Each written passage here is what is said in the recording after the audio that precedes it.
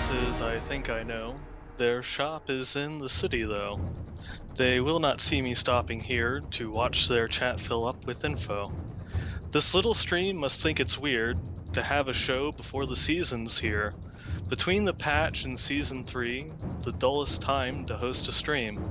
The patch notes have caused a quake. Some say there's been a mistake.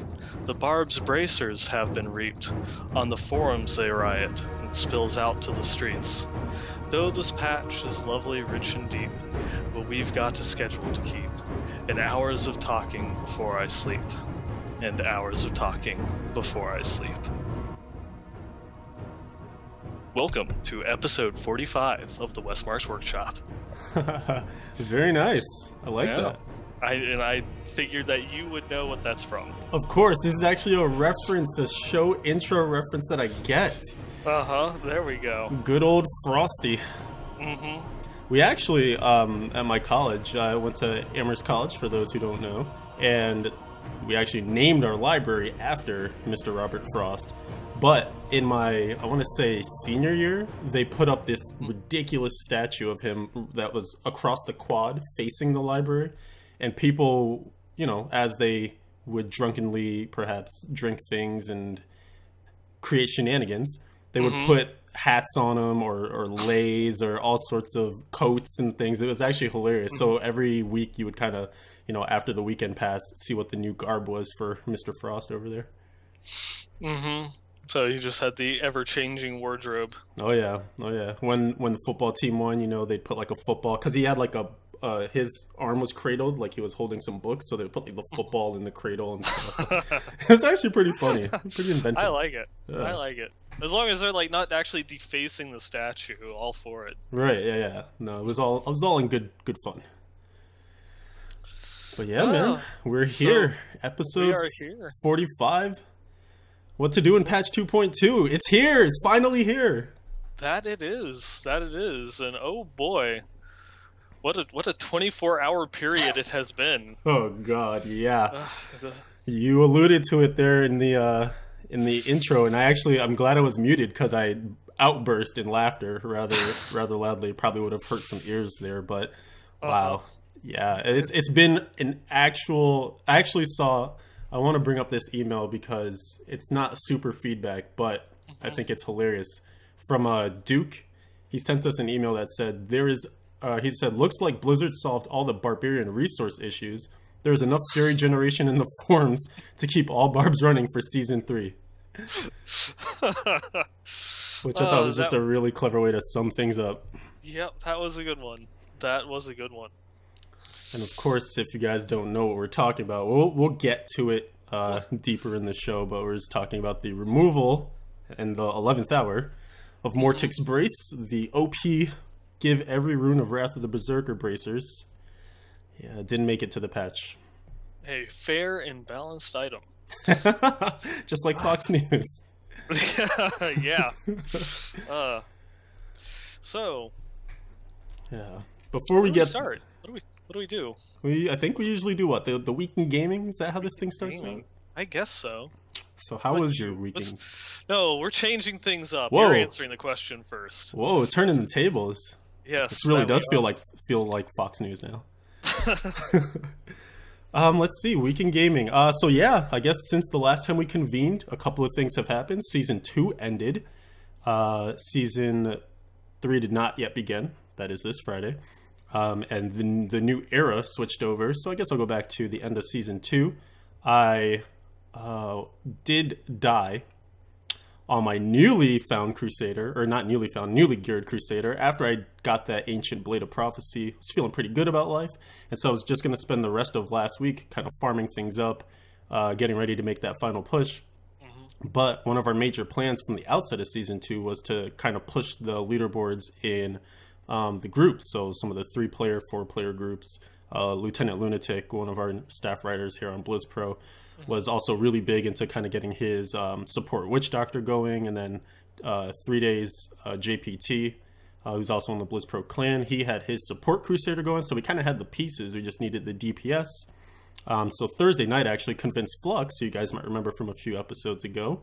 How could you forget with his Yeah, if you've forgotten, he plays a demon hunter. I did get that very same demon hunter to party up with us and my crusader, and we were crushing it. So we started out just farming up trial keys, and there was enough power in there to create some really high, like 40s, low 50s, but we decided to start very slow, just a couple of 40s. And we were clearing like 40, 41 in 5-ish minutes, 6-ish minutes, so we were just going along. And of course, Flux, being Flux, decided he didn't want to join in on the voice chat. So it's just the three of us. And we get to, I think it's like Greater Rift 43, 44 or so. We're doing very well. We're doing fine, way above the time limit. And we get to this point where you kind of go into a T section, intersection of a T. And so we go down, we go south. But then as we're passing that intersection, I guess there were some monsters off to the left. And Flux is the last person to come through because, you know, he's a DH, but he's not using like or a vault or anything like that. And so he sees a couple of mobs, but of course doesn't say anything because he's not on the friggin' voice chat. And up ahead, we've already engaged into like 1, maybe 2 elite packs. So we're trying to mitigate that. We're trying to, you know, work the pack and make sure no one's getting into any trouble. But then of course it's one of those sections where they have the fire grate, you know, that thing where it pops up fire every now and again. So we're kind of zoned in from that. Flux is back there fighting a whole different pack because it turned out to be an elite pack. And so yeah, things quickly fell apart. He died first, and then I actually panicked because I was like, oh god, I procced all my things and I actually managed to get out of the pack that I was in the middle of. But I did the one thing you don't do in hardcore, which is go into unexplored territory. You know? And yeah, so I found more monsters. I was like, oh gosh, more monsters. So then I went back the way I came. And of course, those elites were still there because there's no more DPS. Like, I am the DPS. Yep. And yeah, it was a pretty quick death. So, a bit of a bummer. But a good way to go out, I suppose, if you're going to go out. Yeah, if you're gonna die at the end of the season, die, you know, going through and actually, you know, pushing content instead of like dying in a realm of trials or something along those lines. Exactly, yeah, or like you know, just a mistake in T6 or something. At least we're on the cutting edge. But yep, that was an unfortunate end to the crusade. And then I quickly took up a DH that I think I had started working on earlier in the season. It was something because I thought season 2 would be a little bit longer. Kind of a longer term project that I thought I would be able to do once I got the Crusader to a good place. I had a lot of fun rediscovering that, and I think perhaps this is a good handoff to you. Yeah, though we'll rewind it a little bit with my end of season when I was still playing the Witch Doctor. Yes. I do not regret the decision, but I am happy to be playing a Demon Hunter again. Just saying. But yeah, one of the things I had set out, one of my goals, and one of the only goals I was actually really going to be able to accomplish in the limited time frame, was to get the Deadly Language Conquest, which was collecting all of the lore books throughout the game. And you know, I started that one only about a week ago, and man, was I in for a grind. I know I've heard people go through and said that they spent like a whole day grinding it, but oh god, they weren't joking. No, I have no idea how many times I cleared all of the battlefields of Eternity. I was just trying to find those freaking little Moloch corpses just sitting around in order to get the 3 books, those last 3 books needed. In addition, that the final one that it took me to complete was actually the House of Curios, or Curios. The Act 1 one. The Act 1 one, yeah. Because I was flipping games, and every single time that I did it, I was in the Fields of Misery checking it out. I don't know if it just has a reduced spawn rate in adventure mode, but eventually, after I finally got the final one done in the Battlegrounds of Eternity, the Discovery of Sanctuary, I went back into story mode, and then just was, you know, flipping games through there, and eventually came across it, but it was worth it. It was worth it. You got it done, and I think you were what, like position 343 or so? Is that right? Something thereabouts. Yeah, it was like it was high 30s, low 40s. Pretty legit, man. Yeah, it's not bad. Not bad. Got it. You know, final day. Yeah, you really didn't leave much time left. I think it was like maybe 7 or 8 hours in the season. Yeah, pretty much. Well, I think I got it done at around like 1 o'clock, and I was like, okay, I really need to get this done because I'm not going to be home late. I'm not going to be home until later due to family stuff for Easter. So it was just going through and grinding, and luckily, you know, after spending, I think, just like another 7 hours that morning going and grinding for it. Finally came across it. It was like, I'm done. I'm done. Finally. But yeah, since then it's just been going through and playing a whole bunch outside of the season. Dusting off the Demon Hunter, going through and crafting her some arcane barbs, getting some ancients, and pushing in the greater rifts, because it's just kind of in between seasons. I don't really care if I lose this one, because I'm just going to be hopping on another one on Friday. Right. But it's just, I guess, the little bit of power creep of just being able to craft a couple ancient items, and just having the higher level gems coming off of my Witch Doctor, where even though I didn't get as far in Paragon levels, I was able to push the greater rifts higher on him, just because of the power creep. And so with that, I was able to go through and hit up, like 5 or 6 higher levels on my Demon Hunter than when I last played her at the end of Season 1. So that was a lot of fun, and I'm still going through and pushing it, just, running into that brick wall. I can't make a key higher than 35 in Trial solo, so even though I can push higher than that. Nice. Yeah, it's kind of funny that now you're running into the issue that we've all been knowing and loving for some time.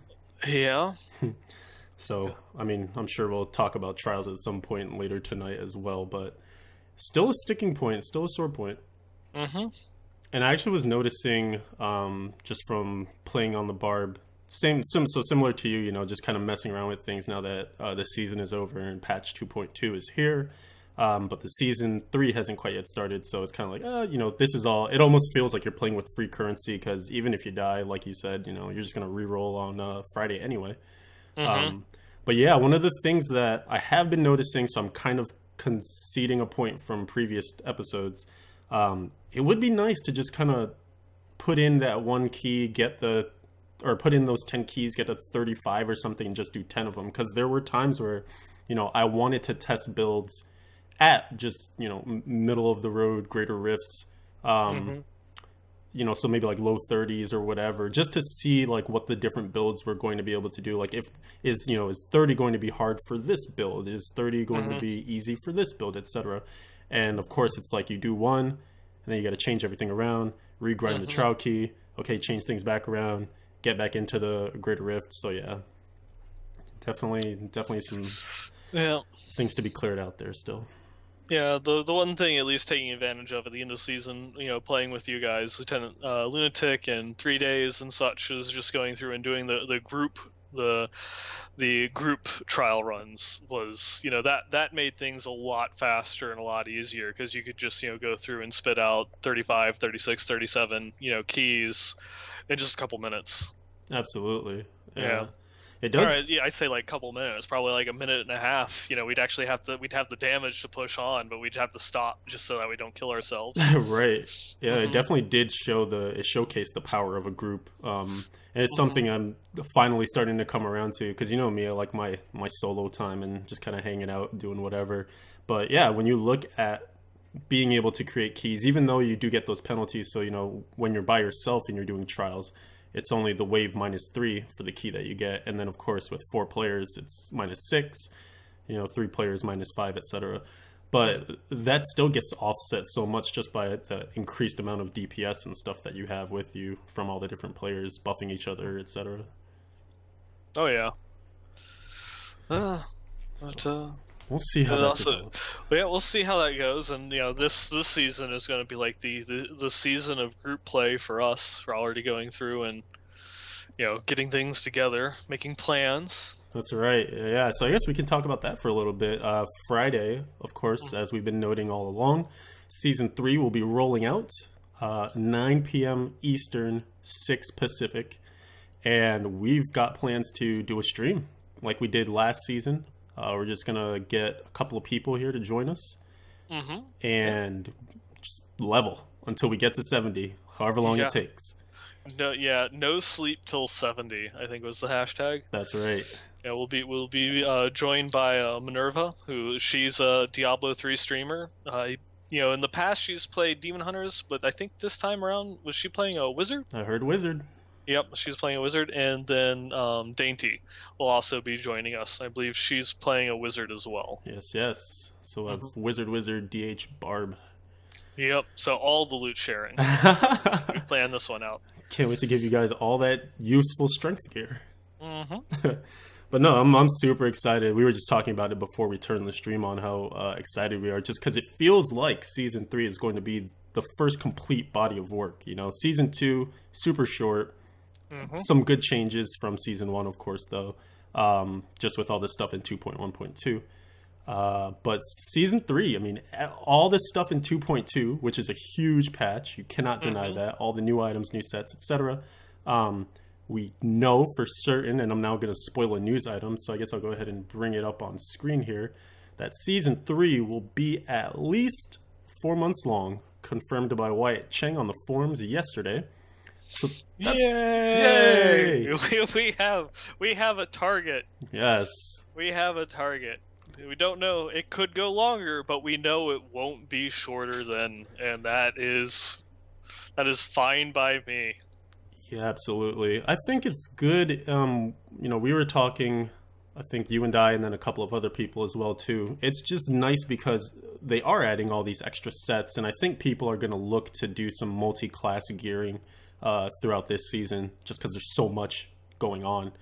So it's going to be good to have, you know, knowing for certain at the outset that there will be plenty of time to do, you know, your main and alts, maybe 3. I don't know if you're super ambitious, Hmm. and just have that sense of permanence for some time, just knowing, okay, it's not going to be, you know, hey, your 2 week notice is here, get the hell out. Yeah, yeah.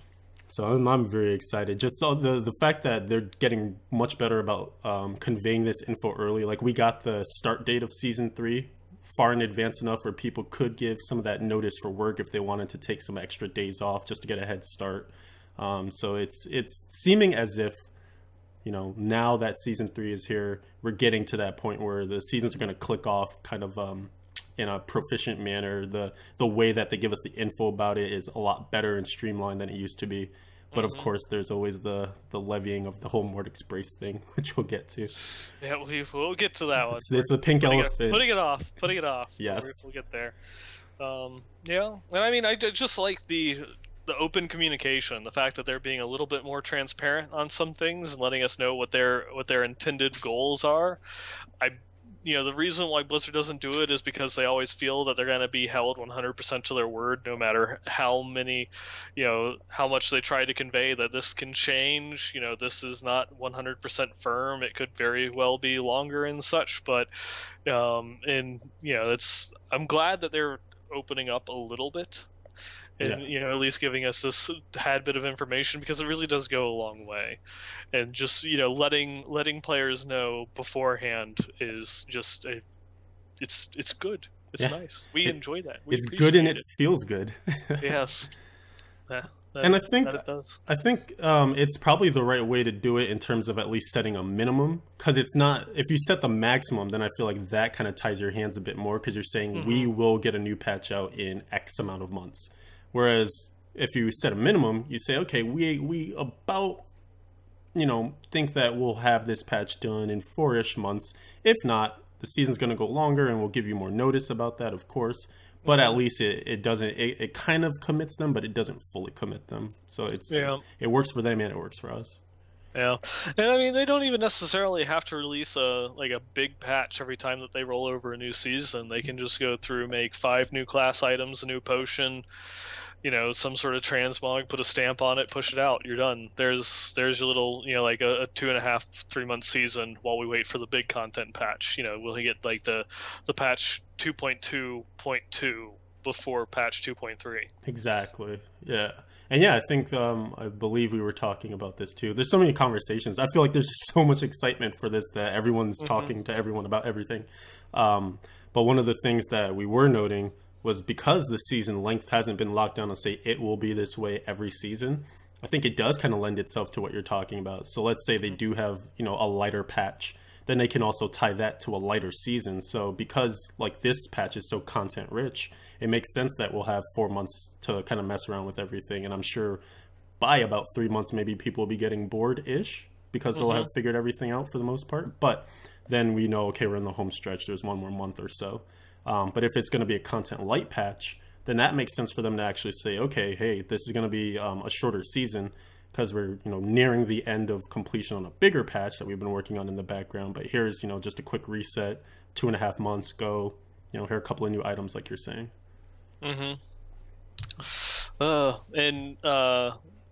Newbie went through and was, or Nabi was going through and posting in a Twitch chat there something that I did want to go and bring up. It's something I saw Flux tweeting about earlier in the week with the announcement that Season 3 is going to be 4 months. That puts the end of if it is only going to be 4 months and not longer, that puts it ending at around Gamescom, just in time for an expansion announcement, maybe? Illuminati confirmed.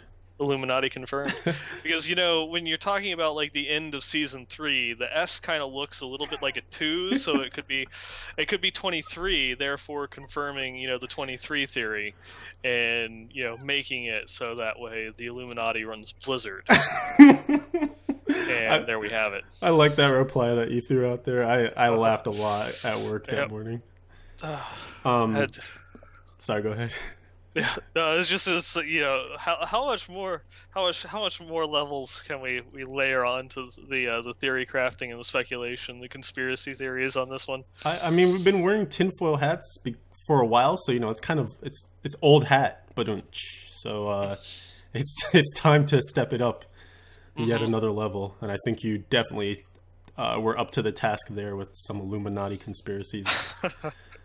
Going on top, but no, that seems valid. I mean, it kind of, and it's funny that Flux was the one to tweet about it, because when he was on the show, he was grilling us like, why does it matter, when the season ends and the timing of the announcement and stuff. But I mean, it kind of might happen exactly the way we thought it might, and to me, it still makes sense because you don't want to kill hype for one thing versus another thing, and when one thing is ending, it's the perfect time to announce the beginning of something.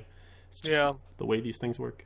It almost like it really does lend itself to being a small content patch at the end of Season 3, going into Season 4, an expansion announcement, and then going into BlizzCon, going and rolling out Season 5 with another big, patch 2.3 content patch. That makes perfect sense, and then that gets your hype train going for kind of the expansion rollout. That we'll see maybe early 2016, mid 2016 or so. Yeah, we can only hope. Can only hope. I mean, this is Blizzard we're talking about, so we do have to keep our soon pants on. You never know.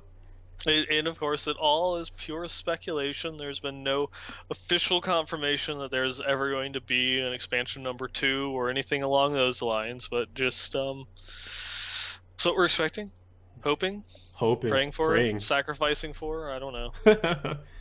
All the dogs. But yeah, I guess what else is there to talk about for this patch? Well, I guess we can dive into a little bit more of gameplay, because I'm sure you've seen some things. A couple of things that I've noticed or forgot that was added and now I'm super stoked about. Gems. So I'm so used to, queuing up my 27 whatever, and then like turning to the other screen and like, checking out, hey, what's on Netflix or who's tweeting about things. But it's been so funny now to, queue that up, look over on the other screen, and then look back over to Diablo just to make sure the process is going. I'm like, wait, is there a glitch? Why is it done? What happened? Oh, it all got crafted at once. This is amazing. Yeah, it's not just gems, it's all crafting. Yeah. Alienationer was actually just commenting on that. He was crafting some. Go ahead. Yeah, that was one that I found that when I went to go and craft my arcane barbs. I just went through, typed in 15, clicked it, and then all of a sudden, oh, my inventory. Oh, yeah. See, but here's my other side on that one. I'm not the kind of person that would want to craft en masse for items, because what if the first one you craft is perfect? And then you just wasted 14 rolls on nothing. Yeah, I do like that aspect of you'd queue up a large number and then just hover over it every time that it crafted as you're watching it. But for this, I guess just the fact that I don't have to wait for it, I'm not going to lament the wasted materials. It makes up for it in time, I suppose. Time saved. Definitely. And speaking of materials too, the pseudo auto pickup, the vacuuming of one click to rule them all, Hmm. is very welcome. So, one of the new goblins that was added, the gelatinous sire, one of my favorites. And if you have a crazy AOE build, you pretty much just kill those things instantly as they start to multiply too. So, if people that aren't familiar, gelatinous sire is one of the new treasure goblins that as you kill it, it splits itself, and so it goes from 1 goblin to 2 goblins to 4 goblins to 8 goblins, and at 8, when you kill those, they drop loot as if they're regular treasure goblins. So it's basically like creating your own little pack of treasure goblins if you can keep them all rounded up in the same area, because they do run away a little bit. But it's another loot fountain, and so this auto pickup thing where you click on one item that is similar, so you pick up a ruby, you pick up all the gems, you pick up what is it, arcane dust, you pick up all the arcane dust and stuff. So it's just really awesome because it avoids that click click click click click, and it also helps too with just keeping the momentum going, because there are some builds and stuff too where you just want to keep moving, and it actually benefits you to keep moving. So it shortens that time that you're kind of standing there wasting resources and whatnot. Yeah. I've not come across the gilded or the gelatinous sire yet. I have come across a couple of the gilded goblins. And that's the gold one? Yeah. Nice. What numbers have you been observing off of him? The two that I found, it was on T6. I didn't have any gold find at all, besides just the tournament level. The first one dropped 4 million, and the other one dropped 5.5. Though I've seen some people going through and saying that they had like 7 or 8 million. So I don't know if I just got unlucky or they had a lot of gold find on. But yeah. Yeah, it's interesting. I think I saw 2 as well, and I got 5 million from one and 2 million from another. So there definitely does seem to be some variance. Yeah. But it makes me wonder why. Because we have something like Boon of the Hoarder, and it makes sense that for this goblin to exist prior to getting your Boon of the Hoarder, because it's just a nice influx of gold. But we don't really have gold sinks besides, taking an item that you're enchanting forever, just trying to get like another percent or something. You could maybe get that up to like a 20 million per reroll cost or something. But it seems like the first part of some other equation that doesn't have its second part. Like maybe they do want to implement something, and this is kind of tying back to a thing you often bring up, what to do with those high level gems. They've been saying they want some system or sync or something for them. So maybe I would love to see those two things tied together. I don't know what they would buff up or create or whatever, but there's a lot of gold and a lot of gems now. Yeah, not a lot to do with it. It's something. It is like if you find the what is it, the Golden Baron at the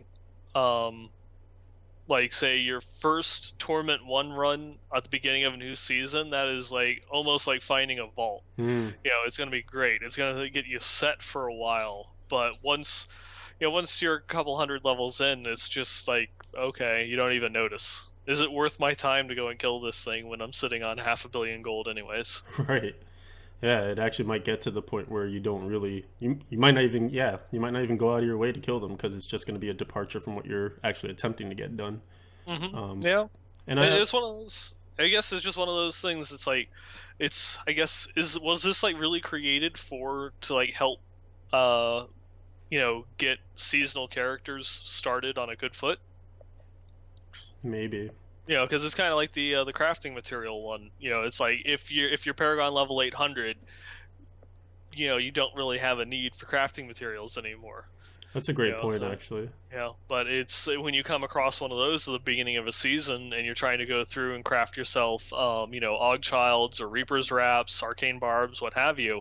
Those things are amazing because it actually can get you a couple crafts when you're just like barely skating by on materials.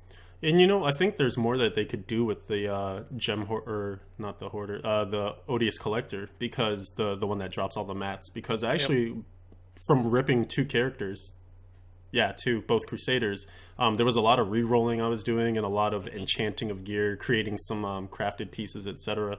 And I actually ran low on Death's Breath for like the first time ever, and I realized I wasn't picking things up mostly from, killing elites. I was kind of just speeding through T6 and whatnot. So those are your only sources of death breath. So if you're not picking them up from the elites, you're not really getting them. So it'd be nice actually if they added those to the drop table for the Odious Collector. And actually, maybe, I don't think that they are. Maybe they are, I was going to say, because I often just kill the Odious Collector and then keep going too.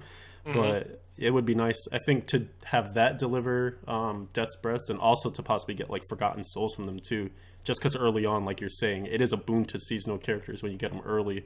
And one of the things that stops you early on is also Forgotten Souls, because you're still using or collecting a lot of those legendaries as backups and things. Oh yeah, especially as hardcore. Yes. What else is in this? There's so much in this patch. Have you seen any items that kind of surprised you, or things you forgot about but are happy that you found? So far, no. I've not really come across. All of my blood shards have been going trying to get Nat's pants, just so that way I can complete the 6-piece set bonus and start running that, which unfortunately I have been unable to do so far. So I've not been able to test out my sweet strafe build yet. I know you're dying for that too. I've lived for this moment. I don't even care if it really compares with Marauders at the high end Greater Rifts. I'm going to be playing a Whirlwind Demon Hunter. Well, since Barbs won't be, someone has to, right? Exactly. Almost reminds me of the day. Is like the one thing that I wanted to do in Diablo 2, but just never found the runes for, was the Whirlwind Assassin. Oh yeah. Back in the day. Yeah, though, I mean, that was more of a dueling build, not so much a clearing build, but it was so much fun. You got the Whirlwind as an assassin. It was fun. So much craziness when all the skills could like be transferred to whichever character. Oh, those days. Golden days gone by. Another thing that I wanted to comment on was items that were once okay, but now either have like amazing properties or amazing usage, or just like ideas that I've forgotten about. So I've been running, I was lucky enough to, the day before the patch went live, actually find the other of the Bolkathos swords, the mighty weapons that I didn't have. I think I had a Solemn Vow Ancient, and then it was the I'm gonna murder the names. I think it's like Blood Oath or something. Maybe that's the name of the set. I don't know. But it was the other one that I didn't have. Blood Vow, Solemn Oath, Blood Oath. I don't know. But I didn't have one of them. And actually, the day, like, it was maybe my last rift, but on Monday night, and I found the other one Ancient as well. So I was like, oh man, this is perfect. As soon as the patch goes live, I'm gonna be whirlwinding the crap out of stuff. And so did that once the patch rolled over, and once I got enough IK pieces and stuff to make it work. And I just happened right before the show actually to find Hexing Pants, Mr. Yan. And nice. That was an item early on that I think a lot of people are trying to make work, just because, it has great bonuses if you are constantly moving. It's the one that gives you increased damage and increased damage and increased resource regeneration, or either that or decreased resource spending. I think it's increased generation. Yeah, I believe it was. It increases when you're moving. It increases your damage and your resource regeneration, and if you stop moving, it decreases your damage and your resource generation. Exactly. So in Whirlwind, of course, you're always moving. So this is amazing in terms of, I didn't even try it in Greater Rifts because I had just gotten it. So I was running a lot of T6 and bounties and things like that. And you're just tearing things up. It's a noticeable difference as you're running through and your little Dust Devils and things are hitting stuff. So I've been enjoying that quite a bit. And because of the flexibility of them adding in the IK pants, which of course are the ones you're swapping out now for the Hexing Pants, there's just a lot to do. Again, that you have a belt in that set too, so I'm not taking the IK Boulder Breaker because I have the two mighty weapons, but I'm using the belt, so I'm still able to benefit from the 6-piece with a Ring of Royal Grandeur. So it's really exciting right now that so many slots are going to be open and available now that they're adding all those extra items to the different sets. And I'm really curious just to see like what one-offs people start sticking into different sets and things that we hadn't really seen used before. Yeah, this is something that they've done in World of Warcraft previously. That you'd have a 5-piece set, but only a 4-piece set bonus. so you could mix and match. I mean, obviously they didn't have a Ring of Royal Grandeur in that game, but it was something that allowed you to switch things around. So you could, if you want to use this off piece or that off piece, you could do it.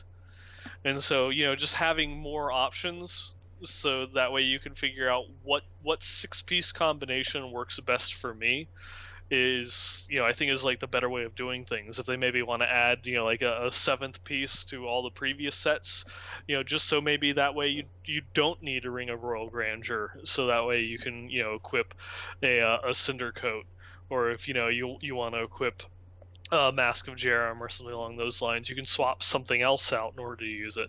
Right. And I recall back in the day when we were getting feedback on, talking about sets and their powers and, if they should be what they are in terms of like the end all be all at endgame, etc.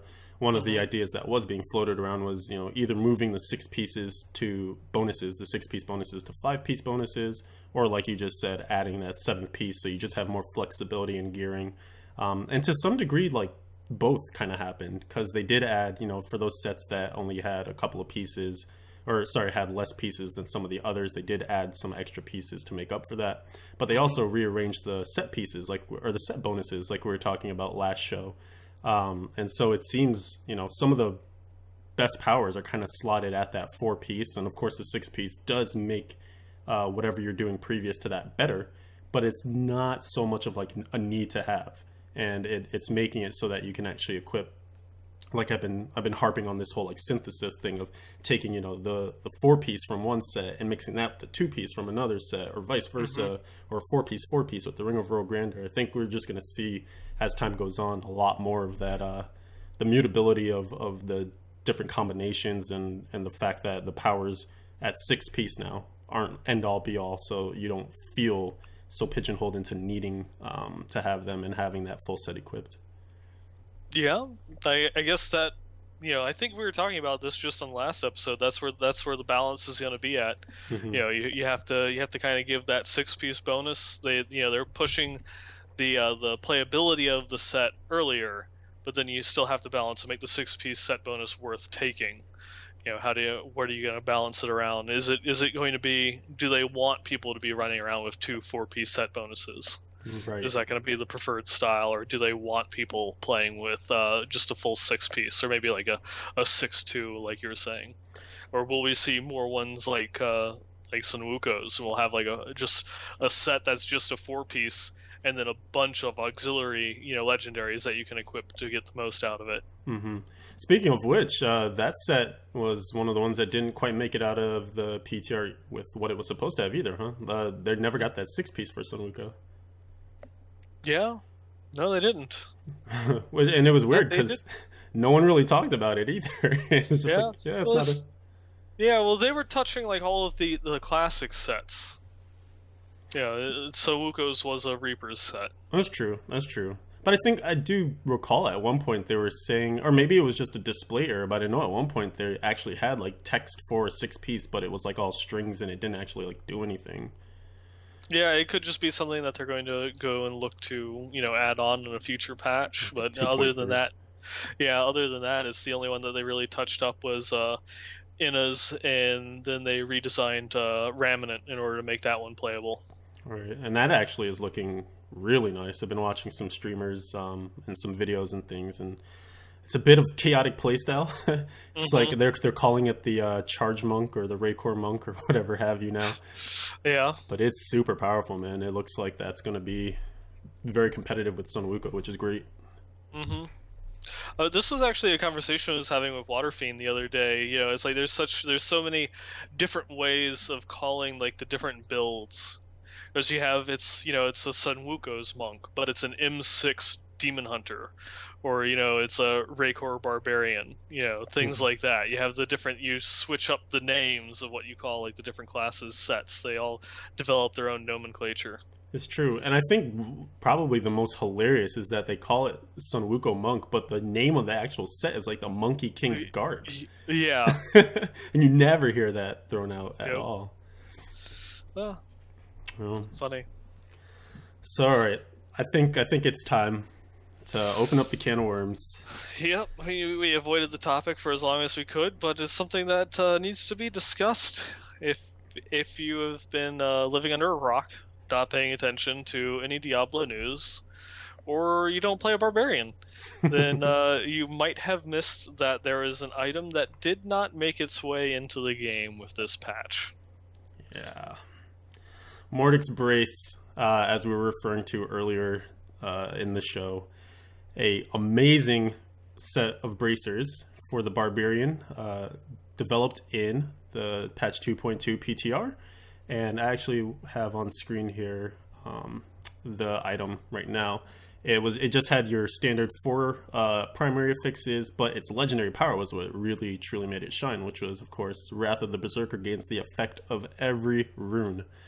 And when you think about Wrath of the Berserker, that is absolutely insane, because if you look at some of these runes, which I also have on screen here, there's a huge weapon damage that you get on activation of the skill. So that's one rune.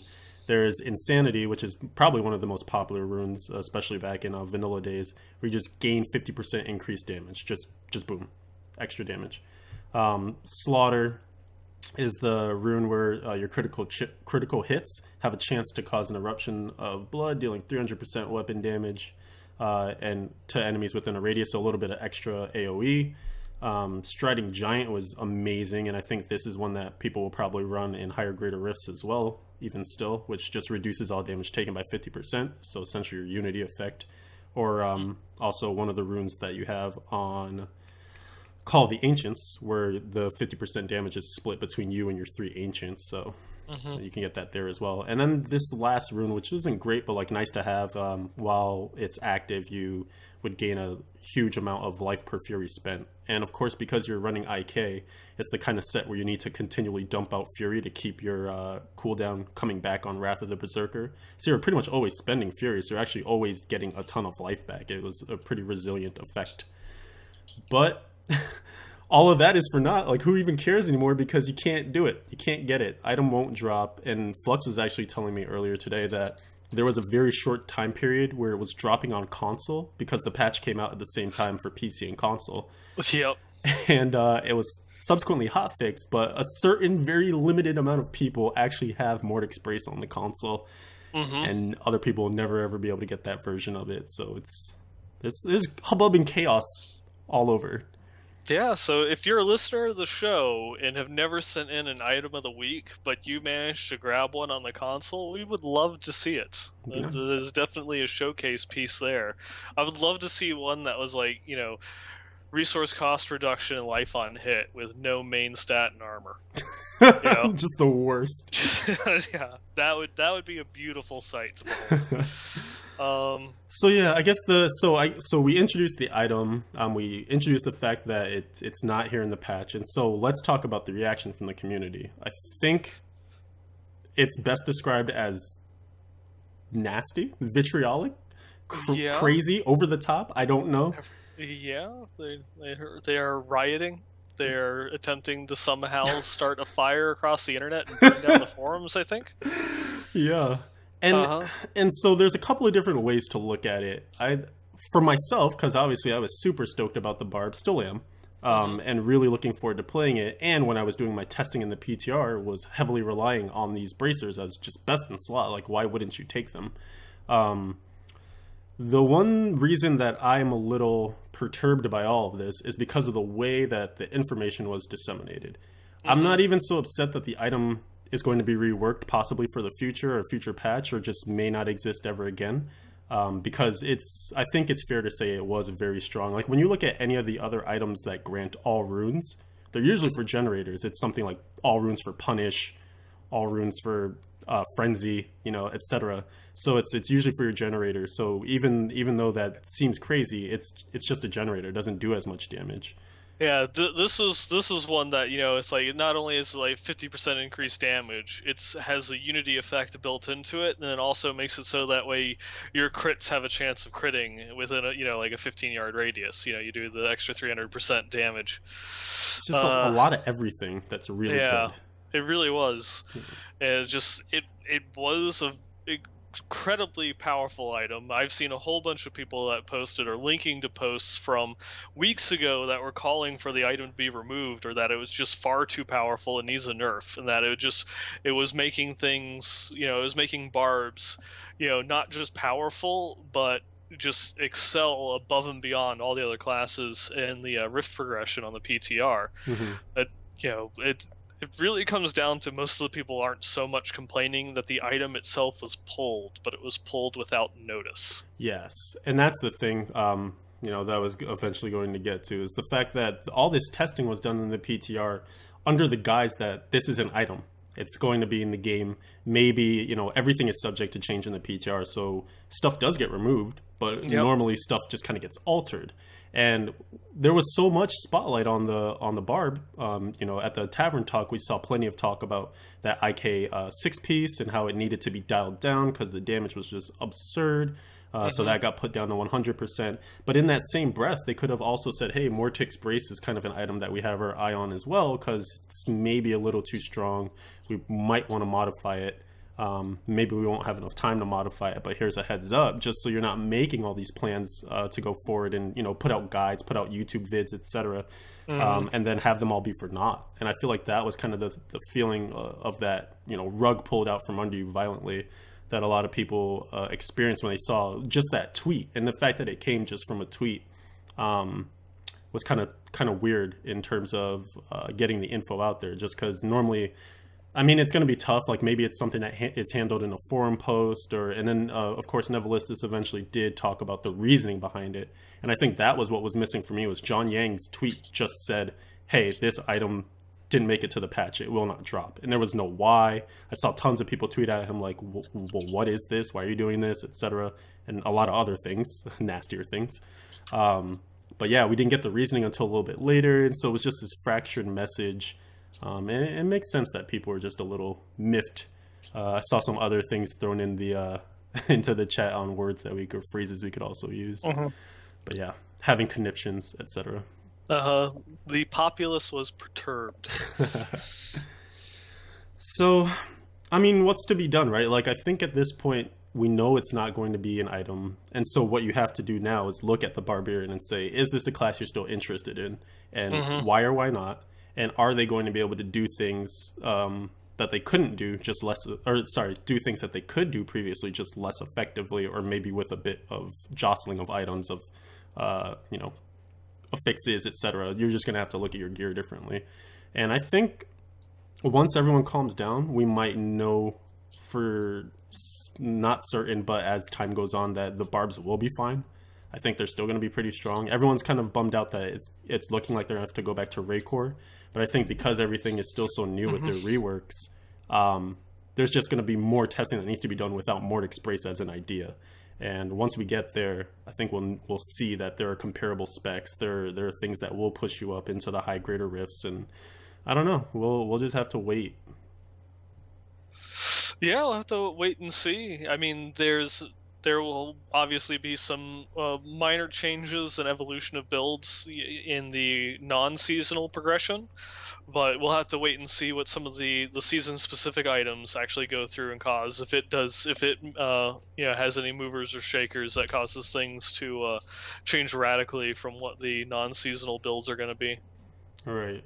Yeah, and I don't foresee it really making a difference for the barbs, because I think they're getting the belt that gives when you use ground stomp, it makes avalanche, so it's like not even tied to anything like that. But yeah, I think I think it's just going to be a case of adjustment period, people getting used to kind of what the new stuff does, the new numbers, the new power levels, and then making the best of it. If you're not going to play barb, it's okay.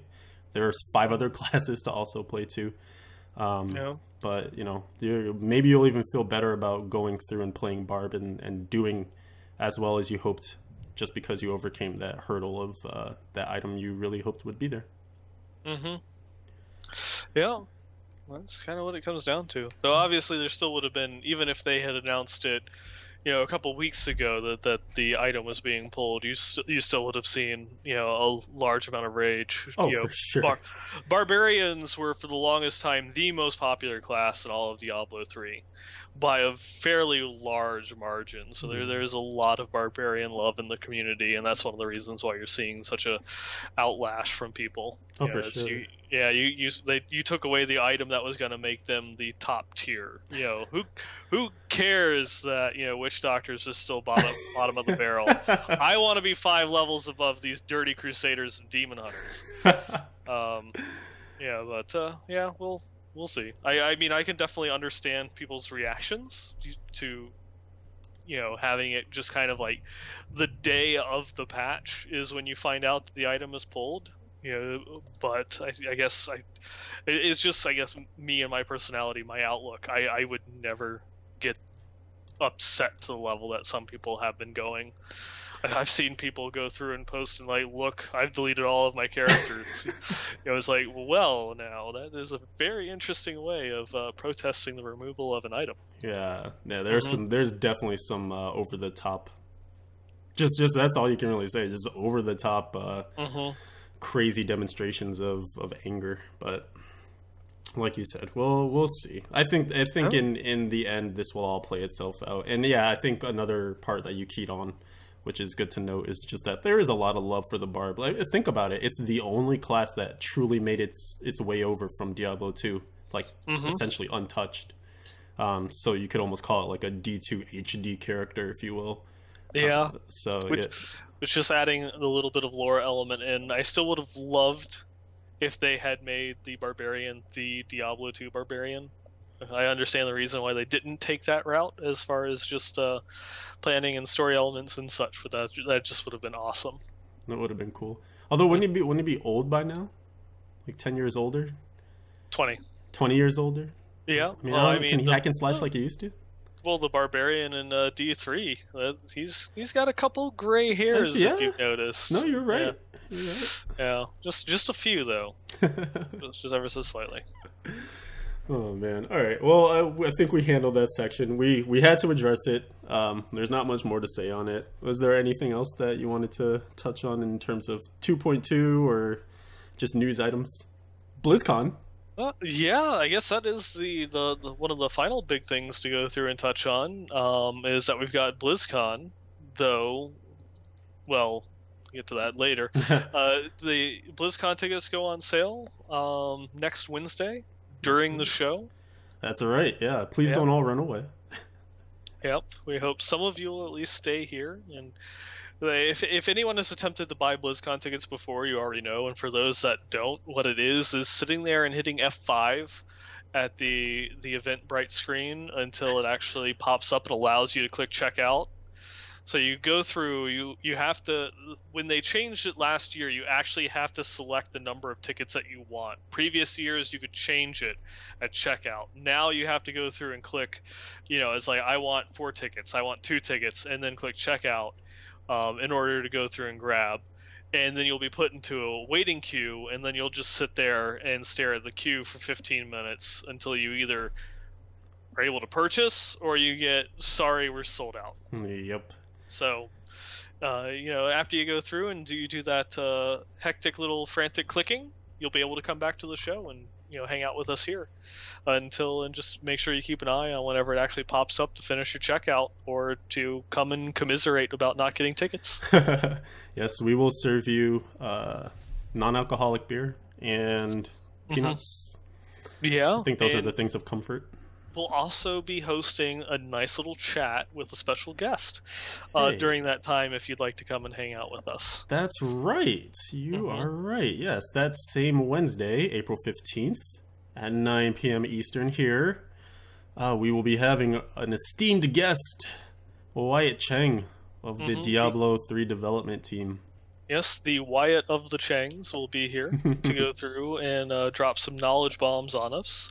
What we're going to be going through and doing. It's not really going to be like a Q&A like you've had with like developer interviews on other streams and things of that nature.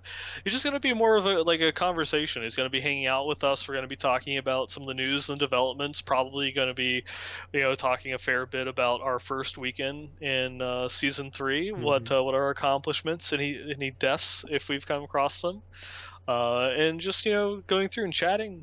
Probably is going to be a lot about seasons, but we'll try and see if we can point the conversation a couple other like hot topics that are going through the community, such as, I don't know. Probably we'll leave the bracer conversation for rest, because that hopefully it'll be a thing of the past by then. Yeah, hopefully, one can hope. When you said hot topic, I thought you were gonna ask him like his favorite like metal band or his favorite sweet screen T-shirt for $15. Yeah, we'll ask him what his favorite class in World of Warcraft is.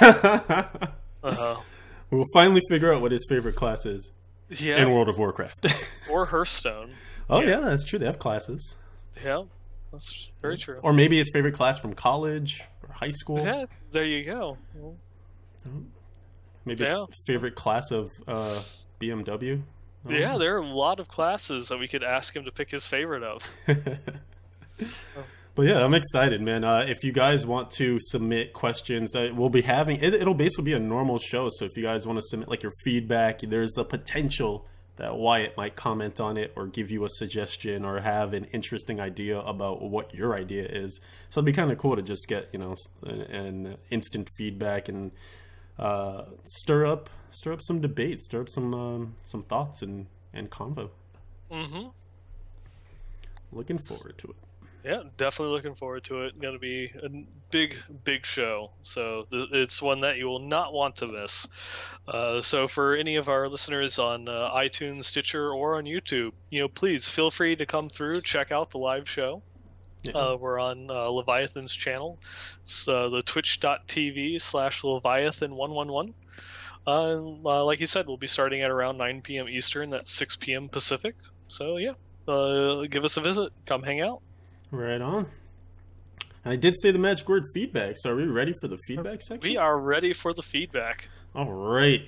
Again, if you guys want to contribute any feedback now or next week or sometime in the future, the best place to do that is sending us an email at our dedicated show email. That's westmarchworkshop@blizzpro.com. We also pick things up from Twitter too. I'm actually seeing people commenting with some items and things that they're excited about that they found since the new patch hit. We'll actually be showcasing one of those later tonight. So if you want to send a tweet, that's the what am I trying to say right now? What are you trying to say? I'm not sure. Sorry, Twitter is hard. Me. It's supposed to be the short form, but it's apparently much harder. The WM Workshop. Yes. There we go. Okay. We got it. Yay! Letters are confusing. All right. Let's see. There's a lot of good feedback from this week. I wanted to pick one up. There are a couple of Crusader-focused ones, so I'll start with that. There's one here from Jeff Chan. He says, "Sup, fellas? This is a picture for Leviathan, and I'll actually throw it up on the screen here. As a testament to the survivability of the Condemned Crusader. He was in a fight with Veracity, and he had to flee from the Poison Cloud. And taking a breather, he noticed that after proccing Indestructible, he was alive with 1 hit point left. And he had no life regeneration, so he had time to take this snapshot. And then, yes, he did drink a health potion and went back in and finished off Veracity."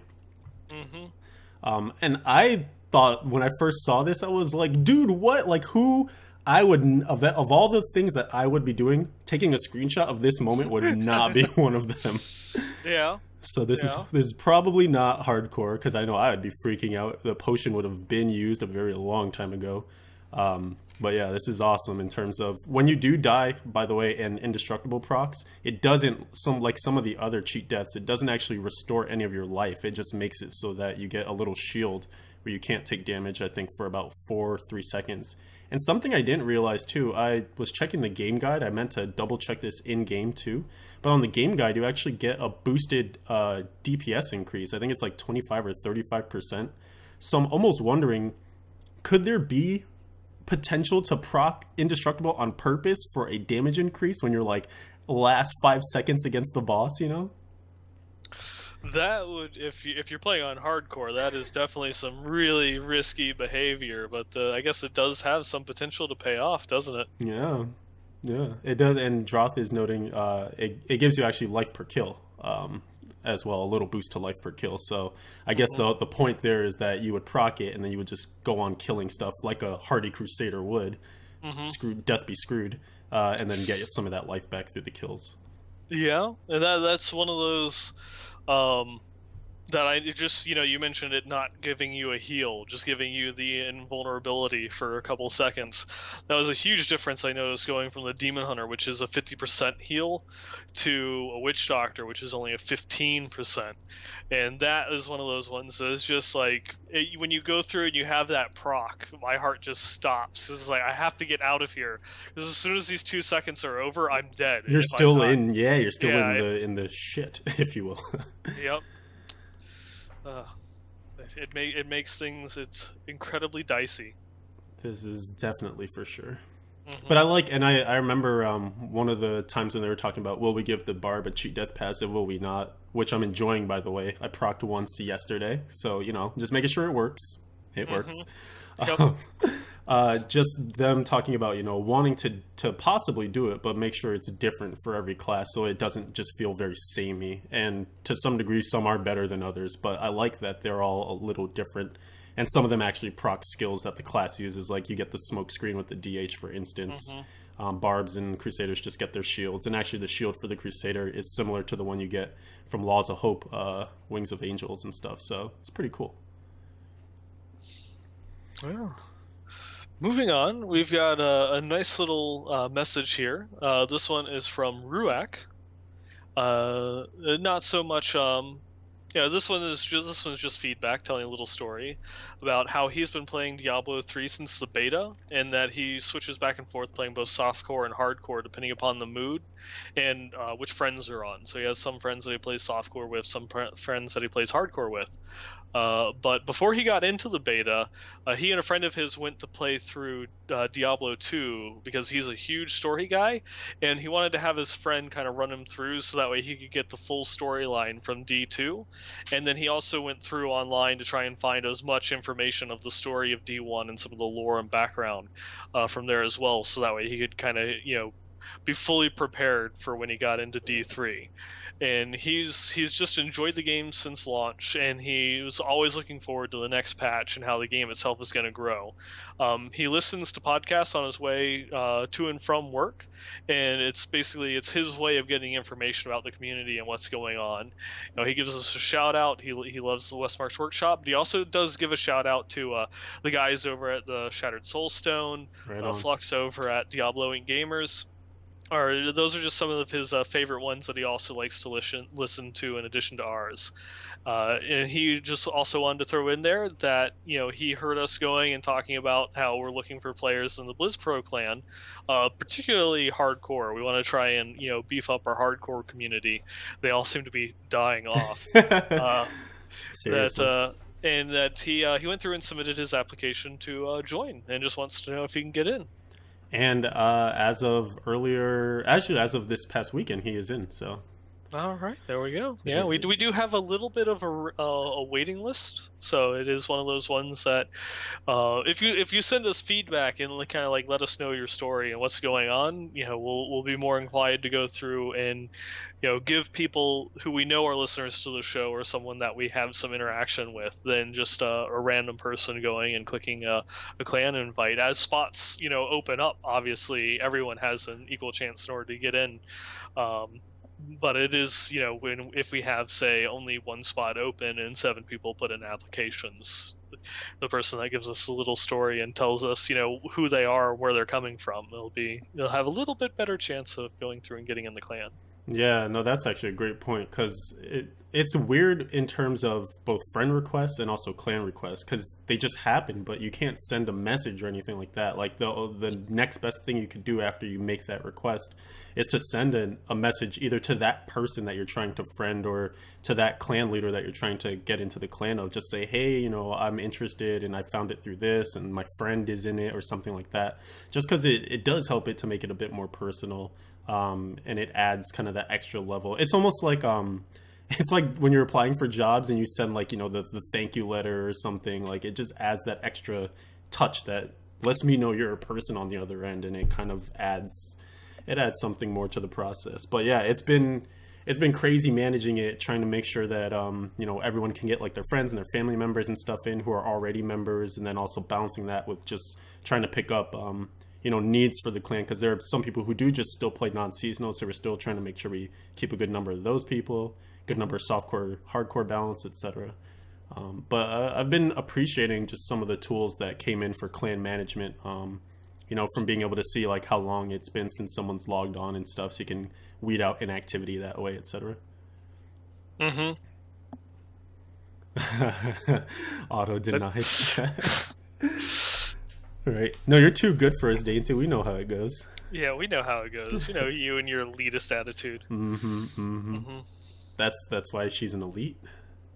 Mm-hmm. All right, let's see what else we got. There was another Crusader one that made me a little salty, but you know what? I'm rolling with it because I've made my peace with this item at this point. Playing a barb now. Yes. Playing a barb now. It's okay. Okay. Breathe, Steven. You're fine.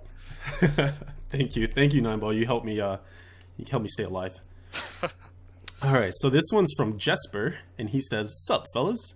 Just before Season 2 ended, I found an amazing ancient blade of prophecy that I wanted to share." And I'll actually throw it up on the screen here for people to see. I believe it's this one. Yes. And I'll go through and read the stats on it right now. It's 4,028.5 DPS. Nothing is rerolled on this, by the way. So it's got 1,344 strength, 1,465 vitality, 8% CDR, the cooldown reduction, and then the secondary is life after each kill, or sorry, a bonus 15,961 life after each kill, and he used a Ronald McDonald hamburglar. I don't even know. He used a you know what he did. He put a socket on there. Yep. And Rumpelstiltskin's gift. Rumple. Ooh, I like that. That's a new one. Rumpelstiltskin. And so he has a story behind how this happened. He is a hardcore crusader without the full concept, only 3 pieces, and no Fighter's Wrath and no gift. And this was before his world changed. He had a normal Blade of Prophecy waiting in his stash, and it was about Paragon 150. A friend asked him to do some T5 rifts, so they did that for about an hour, and then he got 2 new concept pieces and the Ancient Blade of Prophecy. I've never been this lucky, so I don't know what rabbit foot you cut off, but amazing. Used blood shards and got some better concept pieces and a fighter's shield also. He had no gift, and so he wasn't going to roll a socket onto this. And then 10 minutes later, a gift dropped. Mm-hmm. So yeah, super lucky. And then he asks, what should he re-roll on this? And what seemingly obvious answer is, I know he's hardcore, but Condemn Barbs, especially when you're using, Condemn Barbs. You can see where my mind is at this point. You're in transition. You're in this week. It's between the Crusader and the Barbarian, so they've merged into one in your head. Right. It's hard. It's breaking up is hard to do. Mm-hmm. Condemn Crusaders, especially when they're using vacuum, we can actually go without quite a bit of some of the survivability stuff, just because you're constantly CCing the mobs in quotes. Since you're dragging them along with you. So you can actually get rid of the VIT on here. I would do that and just roll the 10% increased damage affix. And I actually did the math while I was at work today, and what this would result in is a 4,431.3 DPS Blade of Prophecy, which is just ridiculously good, probably like almost the top of your damage range. So I would do that. And I think he'll be good to go. Yeah, that's what I was thinking. I've never played a Barb, so I didn't want to go out there and just assume that the 10% damage would be the best one, but okay. See, you got Barb on the mind too. There we go. Oh, yeah. Dang it, now you're doing it to me too. It's my fault. I'm so sorry. I mean, you're welcome. You're welcome. Aren't you thankful? I'm so thankful. It's like a disease. Too many cooks. Moving on, this one actually is feedback to feedback. This one, this one comes from Scott. He wanted to go through that. He just finished listening to episode 44 back on Friday, and he heard of the winner of the contest that we did for the giveaway for the signed collector's edition of the Reaper of Souls. And it's something that really touched him because he too is legally blind.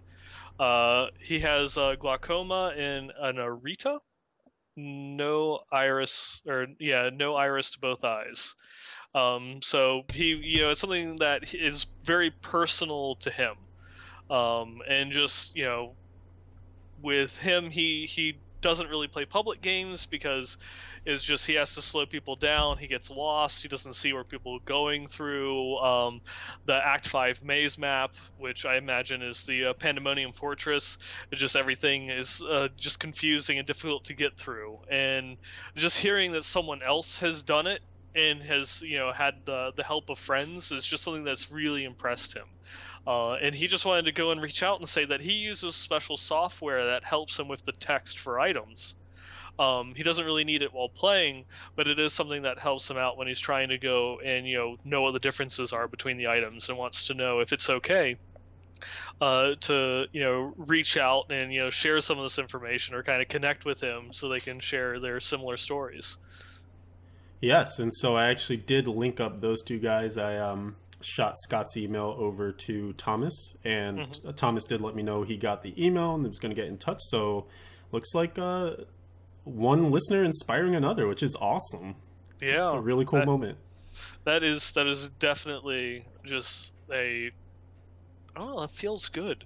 Yeah, that feels nice. It's an amazing feeling. Absolutely agree. I mean, it's really cool when you just figure out the way people approach Diablo. I was going to say D2. Diablo, the series itself, because, I mean, there are people who still have memories from Diablo 2, Diablo 1, but of course we're making new ones in Diablo 3, and just seeing kind of the results of what they get out of the game, and, dealing with friends, dealing with adversity, overcoming drop rates, etc. But then also this level of it too, which is the community level of people just, because they tell their stories, because they send in feedback or something, someone else hears it, and it just kind of starts that continual loop. It's like that thing you hear about when, there's a Starbucks drive-through and one person pays for the thing of someone behind them, and then it just keeps going for hours and hours and stuff. And so I always love those kinds of things, because it's just the most like genuine expression of humanness or something. But yeah, not to get all teary jerry. We are still killing demons here, so. Definitely. But yeah, really cool moment here. So thank you for writing that in, Scott. Yeah. And I actually have another one from him too. Might as well double up. Yeah, let's do it. And then we doubled it. He says, oh man, why did I pick this? I should have left this for you. You always get the tough things to say. He says, Sidigup Fideligedigus. Sidigup Fideligedigus. This is gibberish. By the way. Yeah. But we'll get to that. That one it completely lost me. I had no idea. Yeah, so he goes on to say he's a bit confused on gems. I thought I got all of them when they came out, but since I last emailed you on Friday, I got 2 more, Esoteric and Molten. Why would it take so long to come to me? Was this added since 2.2 PTR and hotfix? Just odd to get 2 more a night and 2 nights before the patch. And what I think this is maybe it was non-seasonal and wasn't playing the season, and because the season ended, the gems ended up rolling over into the non-seasonal pool. And so, because those are both the 2 seasonal gems from this last season, so Esoteric Alteration and Molten Wildebeest Gizzards. So that's my guess there. If it's something beyond that, then I don't know. Sounds kind of weird. You were saying, though, that you had a weird glitch with legendary gems, right? Yeah. It was... It did it only once. The second time that it happened, I did go back through and look and see that I had my Toxin gem on my Witch Doctor, so that's why it dropped for me again. But there was another one, it's the Bane of the Powerful. I had it in my stash, and it dropped for me again. That is so odd. Yeah. And I'd talked to other people. Of course, there's always clan chat, and I hadn't seen anyone else saying that they had that same particular issue. So I don't know. Maybe it's just a little one-off or a little hiccup. Yeah, who knows? But yeah. Next, Scott says he didn't get to hear, or we did not get to hear, the audience, our favorite Reaper of Souls memories. Did we not do our own? Did we? I thought we did, but maybe we didn't. I don't know. Maybe we didn't. Favorite Reaper of Souls. Oh, yeah, going through and pointing it out, I don't think that we did. Yeah, we asked for everyone else's but our own. Shucks. We didn't have any favorite memories. We hate the game. That's it. Yep. There you go. Cancel. The only logical explanation. We have no memories. Actually, the logical explanation is that we're robots. We have no memories. We simply pop, play game, ancient blade. I don't know. We'll have to circle back around to that. Maybe we'll do it in the outro because I can't think of one offhand right now, but I know there are tons. So get one ready for the outro, and I'll do the same. He says he got the Gem of Ease today. Did not play the PTR, but he's noticed that greater rifts seem more efficient? Question mark. Maybe the new density, but he just felt like he was clearing faster. And then even after one death, he was able to clear a rift one higher than normal. And he said the streamers seemed to be complaining about empty levels, but he thought maybe he was getting lucky. That kind of goes back to what you were talking about, just the power creep, right? It's probably a bit of what he's experiencing, just being able to move up in greater rifts, just from things changing over, items and some powers being reworked, etc. It's probably a portion of that. Yeah, or even just if he didn't play season, so it's not like it's a Paragon level, mulling over or what have you. That could possibly be the case too. And yeah, so he does go back to say that the intro there that I struggled through is gibberish. His 16-year-old niece tells him it's some sort of new slang language that the gals are mostly using. But he knows nothing. 9. And then there's a little message there, or actually he also asks, would we ever consider having a streamer from Europe or Australia or Asia on to talk about aspects of the game? And I thought about that, and then I also thought about time zones. And that would probably be the hardest part of linking that up. Yeah, that would definitely be something that I'd be open to. I would love to see what some people's opinions are from the other side of the globe or across the pond. But the earliest I would be looking at it would be if it's a streamer, you'd be looking at 4 or 5 hours ahead of time. So that'd be what we start at 9. So you'd be looking like earliest 1 or 2 o'clock in the morning. Yeah, I mean it's those guys tend to stay up pretty late, so maybe it's something we can finagle. But yeah, I'm in agreement with you. I'd love to try to get just the other perspective, especially because I don't know if I'll go on the record and say this, but people tend to say EU is super dedicated and strong and all that, and who's to say? But it would be cool to definitely get the different perspective for sure. And lastly, there is a challenge. 9ball, can you try an intro as Colonel Clink in full accent? I have no idea what that means. I think that was Hogan's Heroes. I think it was. I'd have to go through and look it up. Well, it has been a very long time since I have last watched Nick at Night. So it's a very long time since I've watched that show. Yeah, Nick at Night, man. Yeah. Classic. So yeah, we'll see. I guess maybe something to look forward to in the future. Yep. And then last episode, you already had given me the challenge of going through and doing another opening in my Arnold voice. Yes, Arnold. Then that's my... No. See, there it is. You're much better at that. Let's see. We've got 2 more, I think, here. Or 3 more. We've got this one, as always, the week does not go by that we do not get feedback on it, but yet another email from a listener going through and just wanting to submit his idea of a Greater Rift trial idea. And for this one would just be like making a vendor. So if you go through and you complete a trial, you get the key, you can walk over to the vendor and it will match whichever key you have. And so that way you can buy, if you have, a Greater Rift 37 key in your bag, the vendor will be selling a Greater Rift 37 key, and the currency to buy them will be trial keys. So that way you can go through and buy as many of them as you want, or something along those lines. Just giving some way of speeding up the process and going through and skipping it. That one's, yes, is a more interesting way of doing it than besides like loading up 10 and getting 10. I don't mind this idea as much. I mean, it would first of all, I don't know. I was gonna say it would probably kind of eventually I can't think of the word, but take away the need for trials. But I guess you would still need to do them in order to get into that rift to clear it in the first place, so that you could purchase from there on. So yeah, I guess it still kind of keeps trials relevant, but not like super mandatory. You're not in them all the time.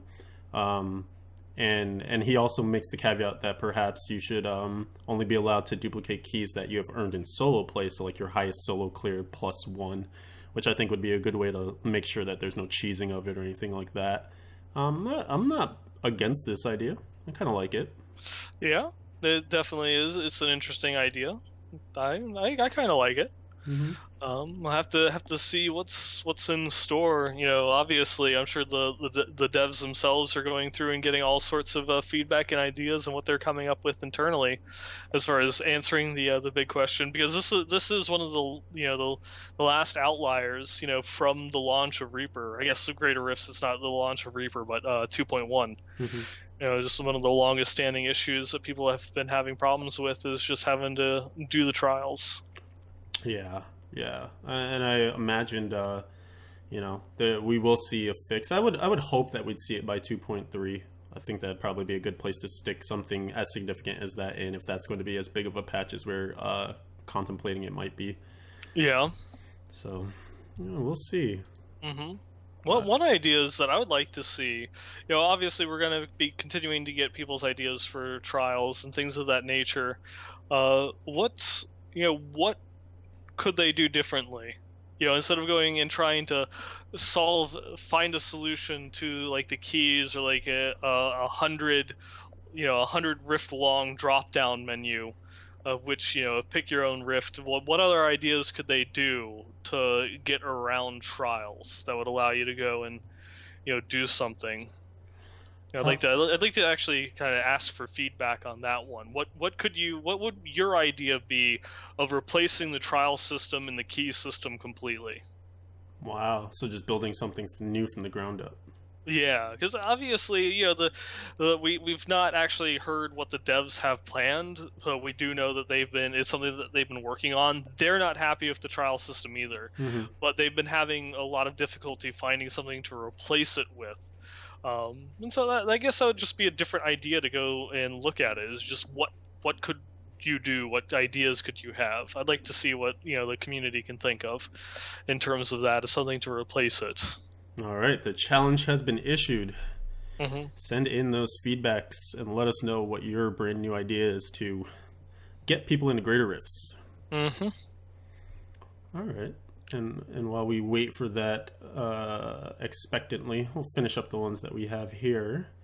And I actually want to take this one because it's kind of a nice segue into, thinking about Season 3 and whatnot. This one's from Jim Gnarly. And he says, first of all, he wants to apologize to all the veteran listeners. He's sure there are many more interesting things that the audience would like to hear, but he's got this for his question.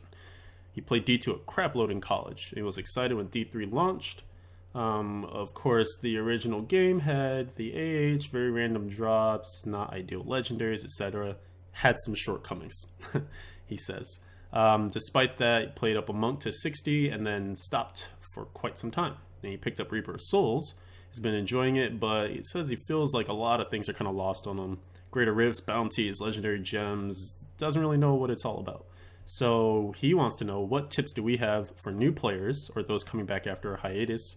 Are all builds viable? Are there abilities or runes to stay away from? He's going to be playing Season 3 and looking forward to relearning the game. And he says he loves hearing the name of items that he came to love and hate from D2, such as Immortal King, Tal Rasha, and others. Brings back some memories. Really big question, because there's a lot going on right now. In terms of viability, I want to say it depends on what your end goals are. Because if you just want to get up to T6, I think a lot of stuff is viable. A lot of stuff is back on the table, especially once you put together, like we were saying, thinking about seasonal progression. Once you really put on a 6-piece set, and almost any of them, except for maybe like your Shadow's Grasp that you were talking about for DHs, or there are a couple of sets that aren't as great for each class. But if you put together one of the main sets, your Rolands or your Akans or your Marauders or your IK, etc., it's going to provide you with quite a bit of power that you'll be able to jump multiple tiers of difficulty. So, maybe from T1 to T3, T4, and then you'll start to flesh things out as you get your legendary gems once you're getting into the trials and then the Greater Rifts. And still trying to keep it simple in terms of giving you information that you can take in easily. I would say to pick your favorite class, pick an archetype that you enjoy, whether it's melee or ranged, and see which class kind of plays out that fantasy best for you. And then from there, kind of peruse the internet, peruse forums, listen to the show, listen to other shows, and just see what people are talking about. You hear words like Sun Wuko's build, and then maybe you type that into Google and you see, okay, they're using this set, and here are the skills that tend to be used with it. Because basically starting from the cookie cutter is going to be a good place, but you can also discover variations to it that might just play better to your ear or to your fingers. And then from there, that's where the fun begins, because you are now going to be kind of the owner of your own build. And as you find different items that you think might work in it, you can kind of swap things in, swap things out. But also, of course, always keep up with the meta too, to see what people are doing. And then from there, that's how you kind of build the knowledge. Nineball, if you had anything to follow up with that, that's kind of my starter. No, I mean that really is the best way of going through and looking at it. There's so many things that are viable that you can kind of just pick, what it is that you want to play, and you will get to T6 eventually. Almost any of the sets, once you get the 6-piece bonus, you're good to go. Especially now with a lot of the reworks. So it's just something that you go through, play the class that you want, and kind of start going through farming, playing with bounties or rifts until you can get into Torment 1, and then start going from there and see what sets you have drop, and that will kind of lead you in one direction, so that way you can at least get yourself up to T6, and then from there, and the ability to farm that, you'll be able to find the items that you want to build the set or the play style that you want to play. Exactly. Yeah, good advice. Because one of the things that we often kind of harp about is letting the drops dictate what you do, because there are so many items that they continue to add legendary powers to, that they continue to iterate on and make better, usually tied to skills and stuff. That's actually a great way to explore just what your class is kind of capable of. So if you find, a belt that unlocks all the runes of Punish, maybe you put Punish on as a generator instead of Slash that you were using before, and you're like, oh, this does a lot of interesting things, and then you try and build around that. You take a passive that boosts Justice or boosts your generators, etc. You use Simplicity Strength as a gem. Like, it's about looking for those synergies and things that start to really tie the room together, really tie the build together. And so just there. Thank you. And then from there, yeah, man. The world is yours. But also feel free to send more questions. Like, if you have very specific questions, we're always happy to answer those and really break them down too. So this is the beautiful beginning of a relationship between you and us. For sure. All right. I guess there's one last piece of feedback that we got from Psycho, our little iron wolf out in the deserts of Chaldeum. It's not so much feedback, it's just something that the way that our audio got cut on the last episode, it kind of left it off incomplete, but it's something that he went through and he wanted to express his feelings or beliefs about that. I think this would probably be something more appropriate for the after show, but I just, Psycho, I know you can't, go through and participate in the after show from where you're at, but I just want to let you know, I'll, by the time that you hear this, I'll probably have sent you an email already, but it's something I want to talk about this email in the after show. Okay. All right. Fair enough. And there was one funny image that Mr. Mad Hamster sent in, one of our perennial listeners and submitters of things. He sent in Wirt's original leg, which is an item I didn't actually know was in the game until I looked it up. Yeah, to be honest, this one had gone past me as well. I didn't know. And so it's here on screen. It's a level 5 required item, 5.4 DPS. This is kind of funny because you're always like, oh man, this ancient furnace with 4,000, it's like 5.4 DPS. But it's kind of funny. It's the primary affix here is 6% movement speed because it's a leg. Ha ha ha ha. And then the secondary is some extra gold and better chance of finding magical items, which also fits into the fantasy and the lore of Wirt. Because when you clicked on his body to get that leg, you would get a ton of gold back in D2. But yeah, so this exists, and the flavor text, might as well read that too. Once belonging to a disgruntled lad named Wirt, this leg was amputated after he suffered grievous wounds at the hands of demonic torturers near the town of Tristram. Mm-hmm. So yeah, that is a thing that exists, but there is no Cal level, so there's no use for that item. Do not use it. There is no Cal level, but there is a Cal Rift. And that is all you will get until perhaps you get more. Data mine, data mine, data mine, etc. But because I showed an image, maybe it's time to go to items of the week. I do believe so. Ooh, trucking on over to items of the week then.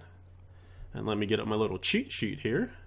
We have a bunch of items that were delivered to us this week. Some new, some old. I'm really excited about them. First up is Lawrence's Mara's Kaleidoscope, which you should be seeing on the screen any second now.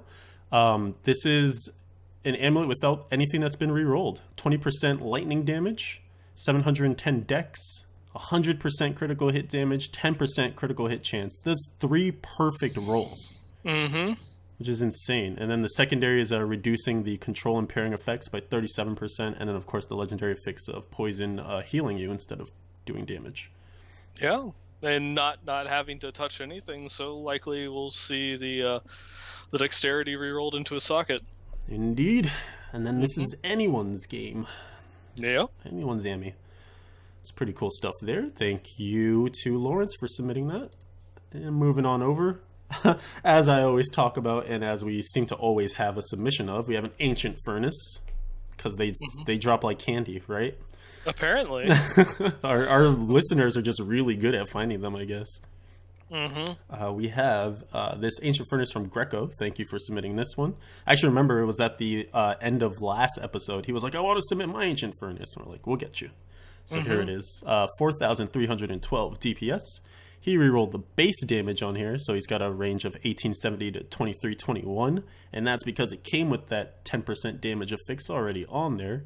And his other stats are the 1296 strength, 1327 vit, a secondary with some life after kill going on, and then a perfect 50% damage against elites.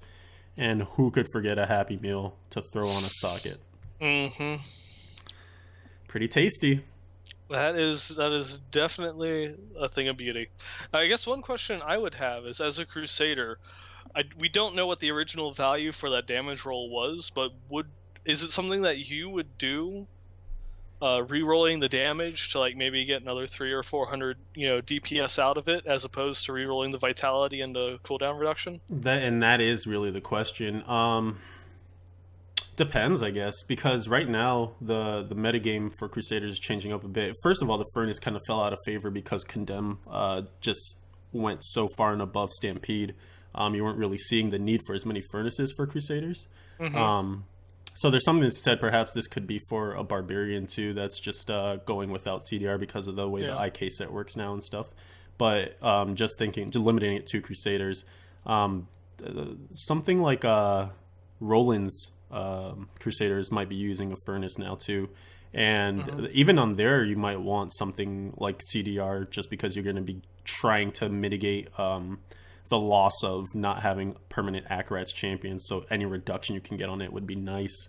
So I don't know, I guess it would really depend on if that value was so terrible. Like if it was a 3900 DPS Furnace previously, then maybe this is worth it. But yeah, I think sometimes utility is going to be a little bit better than the extra damage. Gotcha.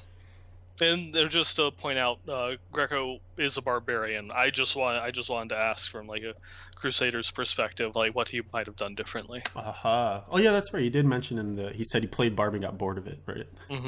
That's right. Cool. Next up, here are some Demon Hunter items. You'll be interested in these. These are from El Chialde. Hopefully I'm saying that right. Thank you for submitting these. We have 2 ancient weapons. A Gnat Slayer, which dropped post-patch 2.2, so it actually has the Reign of Vengeance on there. It's 3,218.6 deeps. He rerolled a 7% damage affix on there, so he actually has 3% more damage to gain, which is awesome. 896 dexterity. I'm trying to kind of make it out. It's a little small on my screen. Nope, you got it. All right, nice. 826 vit. And then increased Rain of Vengeance damage by 23%. The max on that's 25. Mm-hmm. Nice. And then some max discipline as well for the secondary, and a socket on there. This is awesome. This is pretty tasty. That is, and that's it's probably one of the best secondary stats that you can roll. On a one-handed crossbow. Mm-hmm. Just so you know, even obviously you're going to be using this for nats and not unhollowed, which would make even greater use out of it. It's nice from the defensive aspect. It's another smoke screen that you can pop before going empty. Perfect. And is 12 the max on the discipline for the affix? Yeah. Yes, 12 is the max that you can roll on it. Nice. And of course, not to be overlooked, he got this Ancient Atreyu during Season 2, which is pretty sweet. It's 3,345.6 DPS. Cold skills increased by 19%. He rolled the 10% damage affix on there. It's got 905 dexterity. A whole bunch of secondaries. Monster kills grant some extra experience. A 1.6% chance to stun. 1.5. 1.5, sorry about that. 5 and 6, it's a Diablo standard. That's fine. Illuminati confirmed. and ignores durability loss, and then a socket on there as well. Rama Lama Ding Dong. Transmogged into a Crider shot, by the way, so that means he also had a Crider shot at some point during the season as well to get that transmog, which is awesome. So in terms of these items, are they ideal, or would you have preferred anything on either of them? Atreyu is just a really good item, for a cold M6 build, though I think it still kind of lacks something compared to an Arcane Barb. I just say Arcane Barb because you can easily get an Ancient one of those just by crafting a whole ton. Mm-hmm. It's the damage disparity between bows and two-handed crossbows. It's unfortunate that it makes up for the loss of the 20% cold damage. It's still is definitely an amazing weapon to go through and have fun with. But that Natalia Slayer for the strafe build, that is something I am incredibly jelly over. Incredibly jelly. You're like, dude, let's end this podcast so I can go grind this out right now. Oh yes. Oh yes. Well, we're almost there. I have a couple more items for you, so hold it together, Mr. 9. I am already going through and starting to hop in game now. You can finish the show without me. I love it. That dedication. I saved 2 new items for the end here. We've got our first Convention of Elements, which is awesome. It's the I almost said the BlizzPro ring. Yeah, it's the ring that we created and threw into the game. Yeah, totally. No worries. It's the BlizzCon ring. It's the one that they had the convention of people up on stage to come up with a couple of different legendary powers that they would then put into the game or possibly put on items, etc. And this is the ring that BlizzCon made. It's got 567 dexterity. He re-rolled it for critical hit damage, increased by 47%, and he said he will keep going till he gets 50. So something to look forward to. 6% critical hit chance, and then a socket on there. So this is pretty awesome. It's ancient, by the way, so that's that boosted dexterity that you heard earlier.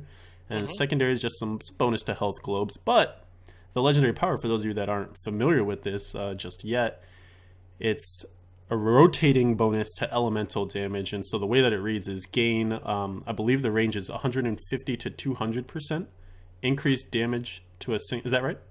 I think so. Okay.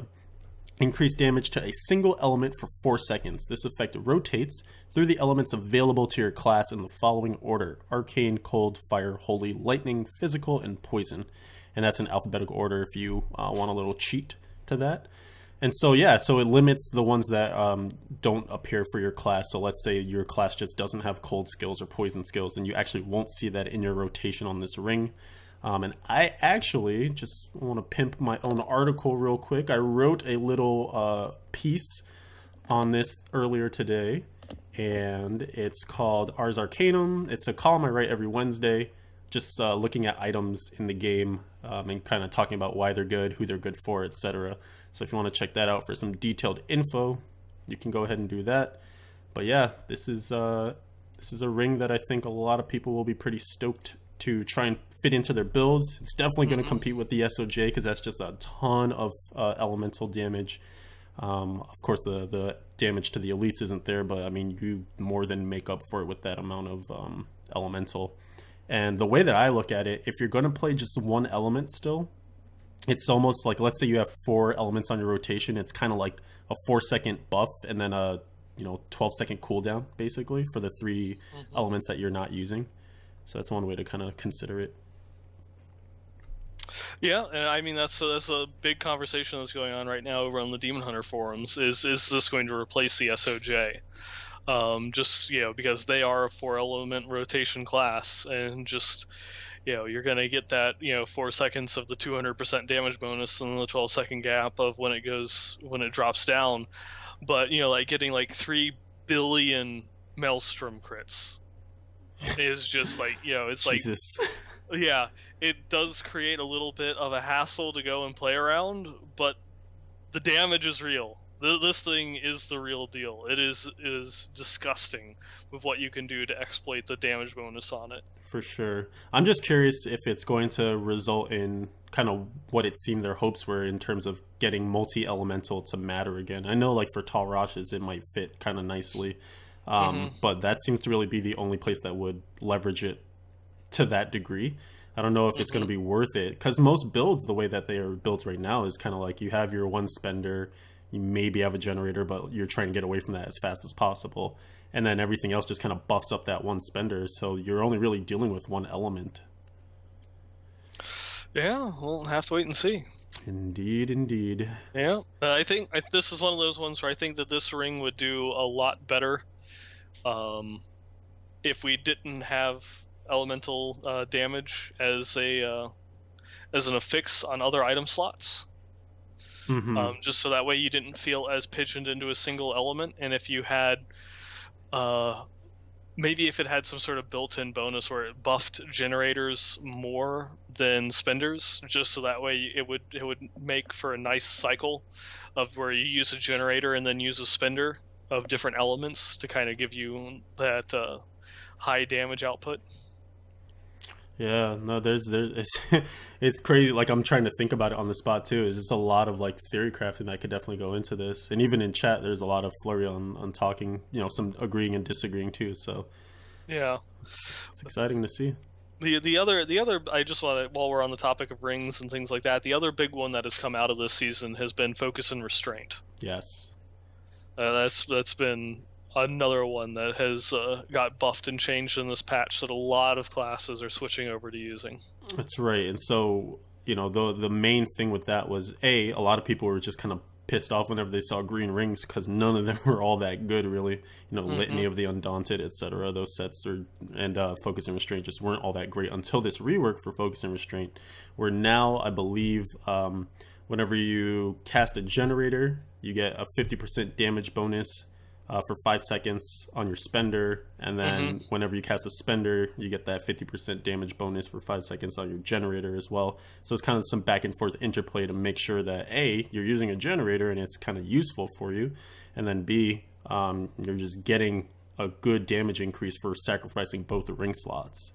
And so that's one that definitely, you're right, has been working its way into builds.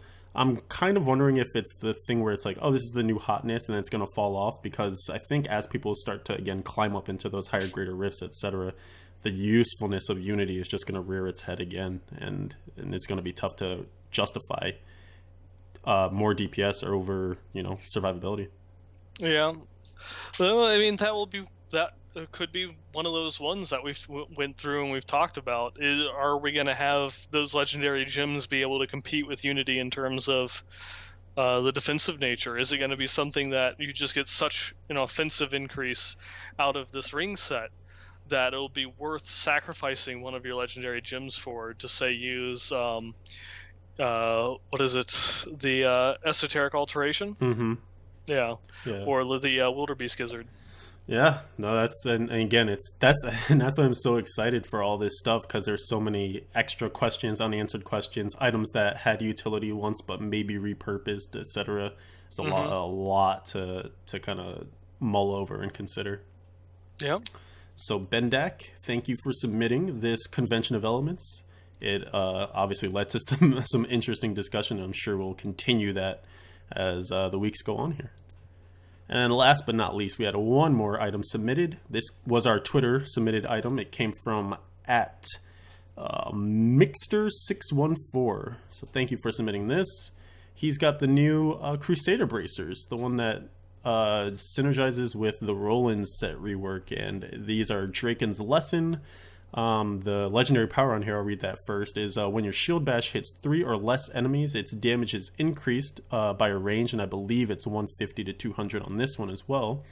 And 25%, I think that number is static, of its wrath cost is refunded. And the rest of his item is like this. He's rerolled fire skills, deal 20% more damage on here, 443 strength, 427 vit, critical hit chance 5.5%, and the secondary is range and melee attackers take 1,707 damage per hit. And I don't think I mentioned it, but these are bracers. So yeah, it's an interesting item. Again, it works very nicely into the Roland set. If you're going to be using Shield Bash as your primary damage dealer, then you're going to throw on the Peril Morella, which is a craftable shield for Crusaders, and it also further lowers the damage or the wrath cost of your shield bash, because it's a super expensive skill. It's 40 wrath normally, and so that's usually the limitation, is that you can only spam like 1 or 2 without an item like this, which is going to return some wrath to you, but also the Peril Morella, which is going to cut the cost of it, and then of course that huge damage bonus. This actually got nerfed down. I think it used to go up to 300% early in the PTR, and we were seeing like 3 billion crits, 4 billion crits against Greater Rift Guardians, because it's very much a single target damage booster. So yeah, I mean, Shield Bash itself is mostly a single target skill. Like, it has a couple of runes that give it some AoE capabilities, but it's nice to see them just totally play up that fantasy. I know there are some complaints right now that it doesn't quite synergize with using both Shield Bash and Sweep Attack, which are the 2 main skills propped up with the Roland set. So yeah, and because the Shield Bash was always in one of those interesting positions, because it was kind of a single target spell, but it only did like 700% weapon damage, which is kind of low comparatively for what its cost was when you have other skills. Right.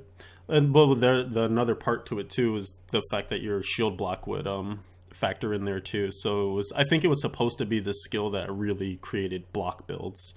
Or, because obviously the Shield Bash, you need a shield for it. It's kind of playing up the fantasy of the shield. But then your block percent's supposed to matter, and then you add more block percent. Maybe it makes the Justice Lantern worth something or whatever, but no one uses that, of course. So yeah, there's ways to definitely continue to prop it up. But yeah, you definitely make a good point there. I don't know. We'll see where this goes. A lot of people originally were singing the praises of Roland's and talking about how much extra just far and above it was above a Khan's, and now I'm starting to hear perhaps a Khan is back on top. I don't know. It seems like once this whole like Mordek's Brace thing happened, people just lost their minds. They started saying all sorts of crazy things. So I'm taking everything with a grain of salt at this point.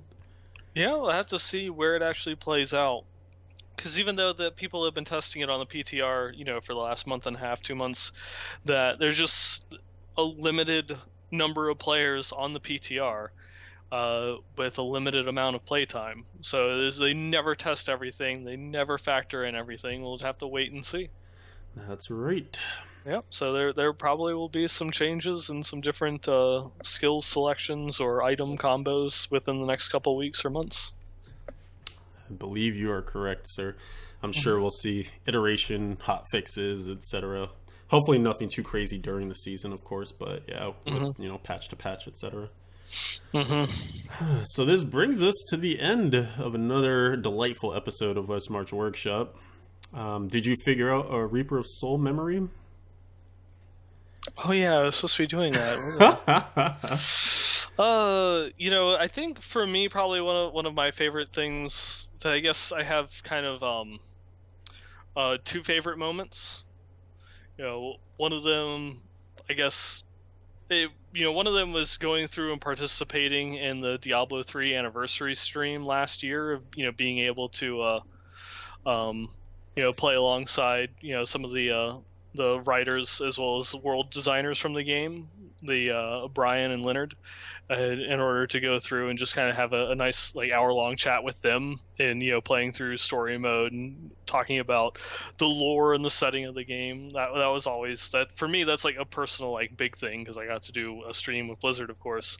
Sure. But other than that, one of my favorite things probably would be like that first night on season 1 when we just gunned it to 70 and managed to make it into the conquest leaderboard there on the first to 70. Yeah. Oh man, that's an awesome memory.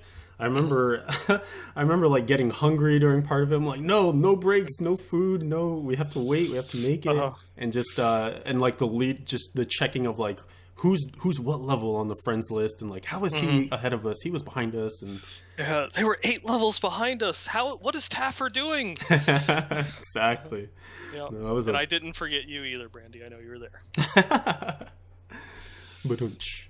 Yeah, I guess for me too, kind of echoing, I'm glad you went first because now I can just copy you.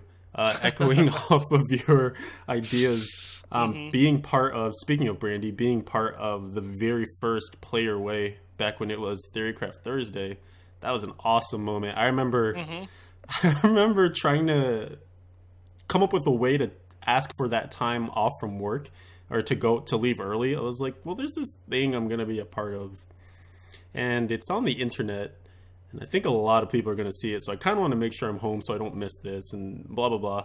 And they were just like, what are you talking about? I was like, it's Diablo. I just have to go. It's Diablo. Just let me go. And they were like, all right, whatever. But it was so cool to like be on the stream. I got to talk to Travis and Dainty, and who was the other person? Oh my god, I feel terrible right now. Oh, I was the other person. That's 4 people, right? That's 3 people. Yeah, it was Oh, Monstrous. How could I forget? Yeah, I was about to Monstrous? say, I thought it was Monstrous. Yes. It's like, I was about to say Kelric, but she played on a different Player Way stream. Yeah, she did Crusader with Dead Set. Yeah, That's that was right. it. So yeah, that was super fun, and just and that was the first time we heard about like legendary gems and stuff. Like it was so cool to kind of like put that stamp on history in Diablo, and fully unleash. I don't know words. The Zeus-Satyr on the world, and some people still play it, which is kind of crazy. It's awesome. So that's probably my favorite memory. A lot of emotion and things were wrapped up into that. Yeah, definitely. Word. So, yeah, I guess that's it. Is there anything you want to leave the people on? Friday, something to look forward to for sure with the Season 3 launch and our stream of streams that we usually do? Oh, yeah, I'm just looking forward to it. Yeah, I know that some people are going through and just they're not having as much fun, or some people are like bowing out of seasons or what have you, but it's something that I just incredibly enjoy. So I loved ladders from D2, and seasons are one of my favorite things. And it's like that first week, and that getting to 70, getting gear, and when you're actually like, oh, I found my first piece of Nats or my first piece of Marauders. It's so awesome, as opposed to salvaging your 16th pair of gloves because it didn't roll, crit and crit damage. It's always refreshing. Definitely, man. Definitely. And I'm with you. Even though this is now the 3rd season, it still feels brand new because it is every time, after all. But yeah, with just the way that they've been rolling them out, the way that they've been doing, the patches and the items and things, I'm super stoked for what's to come. I'm really looking forward to diving deep into this season. I actually remember I said I would take Season 3 a little more casually, and I can already see those plans being thrown to the wayside. I will be spending many, many late nights. Work productivity will go down, but I am so excited about this. I am actually not going to play 40K this weekend. I'm going to stay at my computer. Whoa! I know. That's big, guys, because I think every weekend you've had 40K when we've had our first start. So like we play together that Friday night, and then Saturday comes, and I'm like, 9ball, I'm way ahead of you. Come on, man. Get in here. Yeah. No, I'm gonna at least try and keep up for a little bit. I will try and keep up for a little bit. I'm stoked, man. So yeah, let me roll this outro music. Thank you guys so much for hanging out with us. Episode 45. What to do in 2.2. Everything. There's tons of stuff. We look forward to seeing you guys next week for the show with Wyatt, the conversation as we're calling it. Again, that'll be here, twitch.tv/Leviathan111, 9 p.m. Eastern, 6 p.m. Pacific, every Wednesday, but a very special Wednesday, next Wednesday. Follow us on Twitter, the WM Workshop, or individually. I'm SA Stewart111, and my always bearded and handsome friend is 9ball Gamer. Let's see, you can also follow in-game, join the Westmarch Workshop community. That's a great place to convene if you don't want to leave your clan, you just want to hang out with people who love the show and love Diablo. You can also attempt to join the BlizzPro clan. We are in a heavy recruiting period, but again, it is quite full right now, so we're doing our best to work as many people in as possible. Submit feedback, Westmarch Workshop at BlizzPro.com. Am I free? Oh, if you want to check out past episodes, iTunes, Stitcher, YouTube, SA Stewart1, also BlizzPro, the main YouTube. Check out BlizzPro.com, Diablo.BlizzPro.com. And yeah, let's get to that season 3. Let's get in there. Yes. Can't wait. So excited. Much hype. All the things.